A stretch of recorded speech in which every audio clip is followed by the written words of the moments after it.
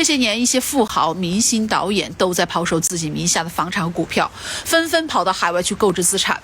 他们表面上说此生无悔入华夏，背地里却如火如荼地忙着去移民。比如说潘石屹，在我国房地产领域赚走了300多个亿，然后举家移民美国。再比如许家印，明明是在国内爆的雷，却偏要跑到美国去申请破产保护。据说这些年他在恒大捞了2000多个亿，全部都转移到了海外。还有演和珅的演员王刚，跑去国外之前，不仅关闭了自己的社交媒体，还卖掉了北京价值4个亿的四合院。还有姚明也带着老婆孩子移民到了美国的休斯顿，张艺谋移民到了美国的旧金山，海底捞的张勇也移民到了新加坡。据说现在新加坡的富豪榜上前10名有接近一半都是华人华侨。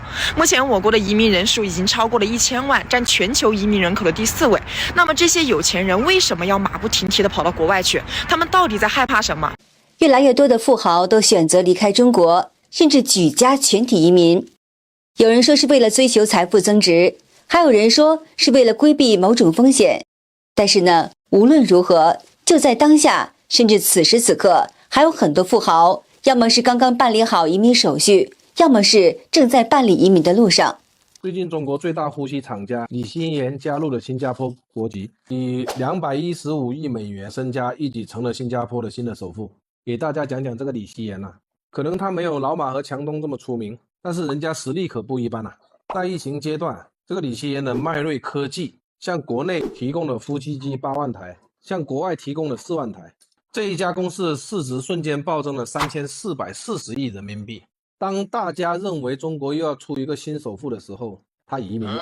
上海的有钱人真的疯狂的跑路你知道吗？具体的有多疯世贸滨江花园挂牌量239套，创8年历史最高。仁恒滨江花园和滨城挂牌量也超过了90套，历史上绝无仅有，是数年最高的。中原两湾城也突破了200套，国际绿都城、血湖天地、荣昌滨江1号院这些业主都在出货。这些房子如果成功卖掉，都能买下周边的一个小国了。2年前的2022年，卷走55亿的富二代陈炫林带着家人在美国西海岸的洛杉矶豪宅里相聚了。那一年他们约好在那里过圣诞节的。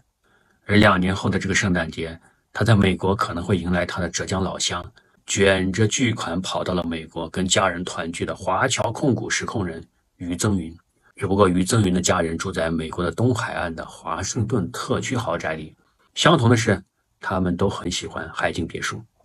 最近发布的2024年私人财富建议报告指出，今年中国有1.52万高净值人士选择移民海外。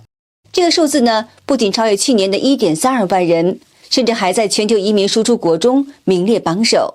机构做过调查，国内超过60%的富豪呢都有移民的倾向，资产过亿的群体更为明显，他们大多都青睐美国、新加坡和迪拜。虽然很多富豪的生意还在国内，但是人已经完成了国际转化，财富资产都转移到国外了，剩下没走的好多也都办好了离岸信托，心已不在这边。短短的半年时间，中国往外流的钱多少钱？15万亿，中国流到海外的钱15万亿。就是中国的富豪早料定早晚有这种事情发生，所以全都是离岸信托，也就意味着他的钱早已经没进了，他的股权、他的钱全部是海外资产，他做错了，杀人放火得黑的灰的追不了。刚才看新闻，现在好多有钱人都移民了有去美国的，还有去日本的，这那儿的，这放在以前高低整他2顿现在呢，我也想去。咱们可以质疑这个有钱人的道德，是吧？但是不能质疑有钱人的眼光。1.52万富豪组团跑路，该国籍还卷走万亿资产，他们到底是图什么呢？与中共越是高层的这种紧密联系的，他们越了解中共下一步这种政治走向、局势发展，再不跑，都可能成为下一个孙大武，都可能成为下一个被宰割、被欺凌、被没收家产的一个中共打击的所谓的刑事犯。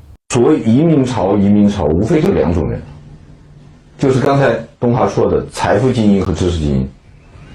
那么财富精英和知识精英，当他们移民的时候，他们带走的是什么呢？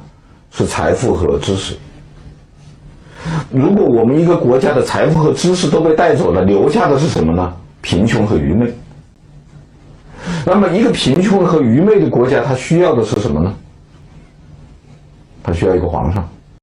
目前，中国经济正面临几十年来最严峻的挑战，居高不下青年失业率，房地产市场也陷入长期的低迷，很多还留在国内，曾经风光无限的富豪们，现在都面临着破产倒闭。终于忙完了。今天我发这个视频，不是想博得任何人的同情，我真的绷不住了。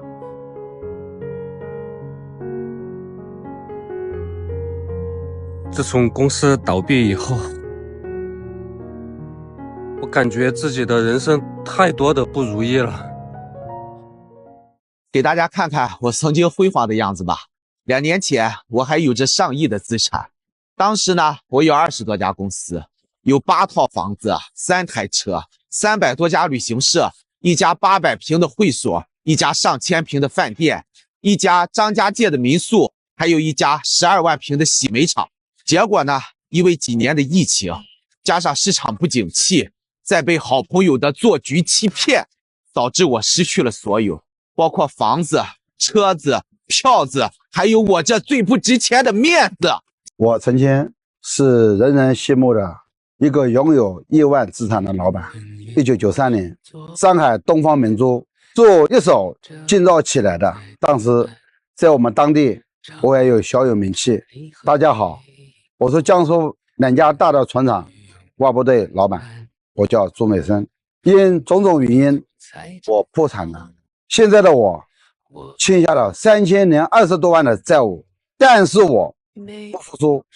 我应该是中国众多亿万富豪里面最惨的那个女人了吧，也一定是中国企业家里面最落魄之一。真的，创业了半辈子，却活成了个笑话。10年前还身价过亿，一夜之间资金链断裂，企业破产，负债3000多万。这段时间，我真的不知道自己是怎么熬过来的。今年的8月份，我创立了多年的公司，因为资金链断裂，正式破产。企业所有的工厂、运营公司、销售公司全部停止运营。回头看看这几年，科技、金融、私人辅导等大量行业都遭到中共全面打击，大批知名商人被失踪，远洋捕捞，这让很多富人都异常的紧张，只想是早日移民，而普通阶层的民众也一样都想逃。扎心啊！中国人扎堆去日本，日本每3个移民中有1个是中国人。据最新统计，88万中国人移民去了日本，其中大陆有82万，台湾有6万。这一数据占据了日本外国人总数的26%。浙江爆发了出国潮，连政府都没想到浙江去年会有那么多人出国。根据出入境部门的数据显示，短短1个多月就有几十万人办理了出国手续，并且出现了一个反常的现象啊，其中60%的人，他们既没有去美国，也没有去新加坡，而是选择了土耳其。不得不说，浙江人的眼光还是非常毒辣的。土耳其身份的性价比实在是太高了啊！只要在土耳其买1套房，就能让全家4代拿到欧洲身份。如果外国靠近农村的话，相信连农民兄弟也会跑去外国居住的。为什么会这样？还不是因为农民的电动车动不动就被某些人给没收了。农民好不容易种的粮食，不但不给收秸秆，而且某些人随便找个理由就给你来个莫须有的罚款。农民1年1度的医保不但年年涨钱，关键是看个病还越来越贵。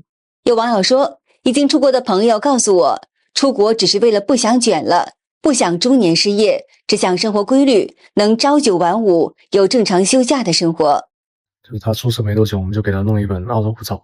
我觉得一个最大原因，就对于我来讲我觉得一个最大原因就是我不想鸡娃，我想让他有一个更快的一个童年，一个没有压力的一个成长的一个环境。我知道很多人又要喷我了呀，但是我觉得对于我来说就这一点是我最看重的。现在国内的小孩真的太难了，我自己成长的时候，我自己读书的时候，我觉得都没有那么卷。人家国外还真的没有说错，中国人就是太内卷了，从一出生就开始卷，卷外贸、卷教育、卷学业、卷就业、卷彩礼、卷车房、卷市场，到死都在卷。为什么呢？因为中国人太多了，资源太匮乏，这就是囚徒困境。你不卷就没有饭吃。但结果呢？卷到一个家庭60多万培养的孩子保证不了就业，卷到一个研究生工资只有4000元，卷到一个男孩子30多岁了还结不了婚，卷到普通人努力了一辈子才能买到1套房，甚至多少职场打工人被迫卷死在了岗位上。整个社会呢都是焦虑，对于未来呢失去了希望。还有网友推荐说，想逃离内卷，可以选择去日本工作。烦死了！现在日本经济好的要命，日本也是从失落的30年走出来了。发达国家本来就底子厚，加上有漂亮国撑腰，现在经济肯定是走上坡路。大学生不是找不到工作，而是3家公司抢1个大学生，人根本不够用。所以现在人人都有活干，只要你想找工作，就一定能找到工作。而且现在日本企业都怕员工走，啥休息的、福利啥的都会给你安排上，合同还是终身雇佣制，老板还不敢强制你加班。现在来日本工作是一个很好的风口，想逃离内卷，你真的可以选择来日本工作。我先跟大家讲个故事啊，那几年前呢，一个旅游团到了澳洲，结果呢，20多个人突然就不见了，只剩下导游在那傻眼了。还有就是最近啊，7月份新闻上说又有一个10多人的旅行团到当地，然后又原地消失了很多人，护照都不要了，保证金也不要了。你们可以猜猜啊，这些人到底去哪儿了？有钱中国人都在拼命逃，而没钱的中国人到海外寻求政治庇护的数量也在惊人的速度在增长。联合国难民署估计，自从中国国家主席习近平2012年上任以来，中国人流亡到海外寻求庇护的人数连年创新高。截止到目前，总数估计已经超过了115.8万。那么，但是2022年这一年，中国出逃人数就高达116338人。2024年逃离中国的总人数至少有176239人，比疫情爆发前2019年增长169%，创历史新高。逃离的越多，共产党经济死得越快，死得越快，民怨沸腾。而且这种方式有可能会成为一种连带效应，迅速蔓延给全国效仿，到时候跑得慢的想跑都跑不了了。好的，今天就和大家聊到这儿了，请您记得点赞、订阅、留言，并且分享给您的朋友们。感谢您的支持，我们下期节目再见。